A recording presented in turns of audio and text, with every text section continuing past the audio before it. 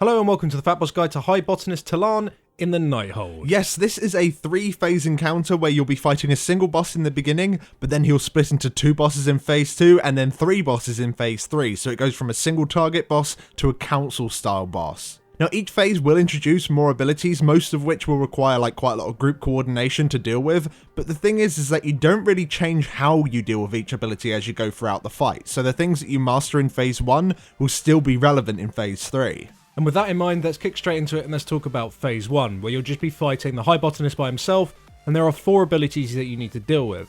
Tanks, you'll be hit by a debuff called Recursive Strikes. This debuff simply makes it that whenever the boss melee hits any target, regardless whether or not you have threat on it, you'll take 15% of that damage, and this debuff stacks. So you want to keep your stacks as low as possible by taunting off each other when your debuff drops, which is usually around the 6 stack mark. And healers, you need to be aware that both tanks are going to be taking damage, regardless of whether the boss is hitting them or not.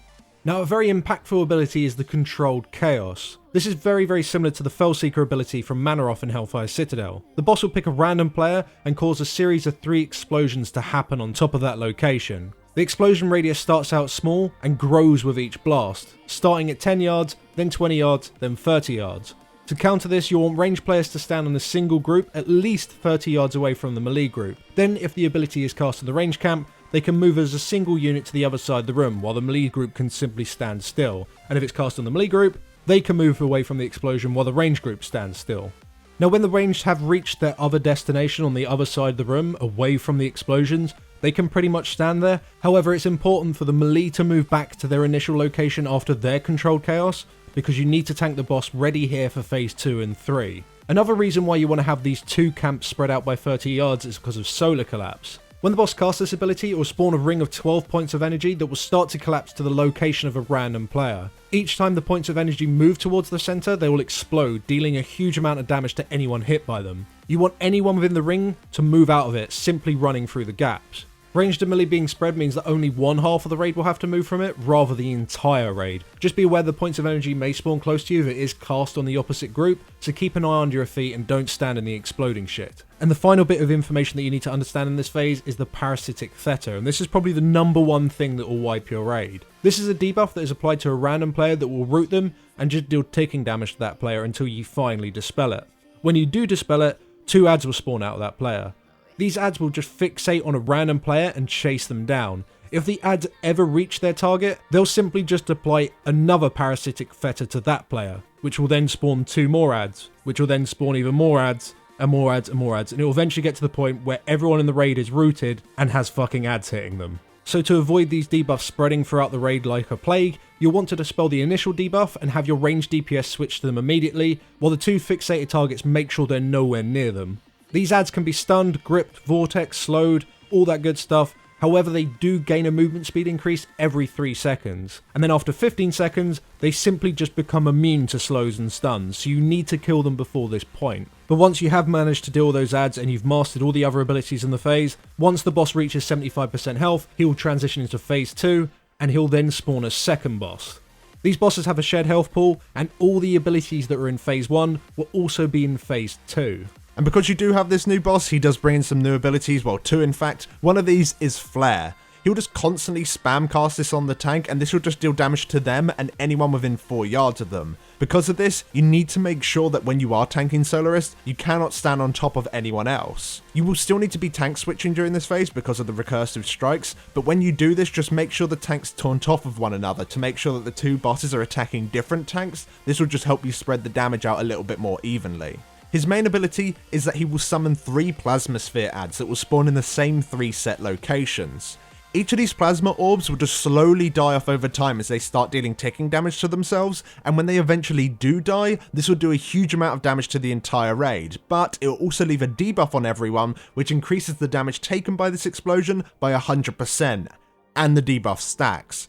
So if you were to leave all 3 of these adds alone, they will all die simultaneously and instantly kill the raid with 3 explosions. So instead, the raid needs to kill them off in a staggered fashion. You want to kill off one immediately, then at least 5 seconds later, you want to kill a second one, and then with the last orb that's available, you just completely leave it alone.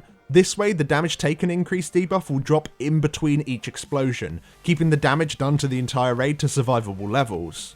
With the orb that you're going to be killing immediately, you should be stacking the 2 mini-bosses on that location, so that all the melee DPS can cleave onto it, and any ranged DPS can also just cleave straight onto that orb so it just gets completely annihilated. Then you should just have ranged DPS dot up and kill off the other orb. Just make sure that when this ability is cast, the third orb that you've decided not to kill, you do not touch it at all. Any extra damage going on to it early could lead it to exploding prematurely and killing some people in the raid, which is something that you obviously don't want. Now, healing cooldowns aren't 100% needed to cover the damage of the explosions from these orbs. However, there isn't really many other opportunities where healing cooldowns will be just as effective, so we recommend that you use your healing cooldowns, or at least have one available for every time the second orb explodes. This helps you keep healthy from the previous 2 explosions, so when the third and final explosion goes off, hopefully everyone will be nearly topped up anyway and nobody will get one shot. And of course, do note that you can have the controlled chaos at the exact same time the orbs spawn during this phase, so it might be best saving your strongest healing cooldowns for these sort of overlaps. Once the boss reaches 50% health, phase 3 will begin, and at this point, one new boss will enter the encounter. That boss has 2 new abilities, however, Botanist himself has gained 1 additional mechanic. On a timer, the boss will apply a debuff called Cool of Night to random players. This debuff does a huge amount of ticking damage to the entire raid. However, if you stand within 5 yards of a player that has the debuff, the damage is completely removed from the raid. This debuff is usually applied to 3 people, so every time it comes in, move to those people immediately and stand on top of them until the debuff runs out. And once it does run out, it's almost instantly applied again, so you constantly need to be doing this for the rest of the fight. You cannot, however, stack all the people with the debuff on top of each other. The damage will still go through, so make sure that it's a player that doesn't have the debuff that's stacked on top of you. Now, the new boss, like Alex said, has 2 abilities. One of them is Grace of Nature. On a timer, he will simply just spawn a green pool on the ground that will heal anything that stood inside it for a very large amount. As soon as it spawns, you need to instantly drag the bosses out of it. Luckily enough, you do have a small grace period where the pool doesn't become instantly active, so providing your tanks react quick, you can easily move the bosses out before they receive any healing. But also tanks, you really need to keep an eye on the timer of this ability, because of course you'll want to be tanking the boss on top of the spheres when they spawn so you can cleave as much as you possibly can.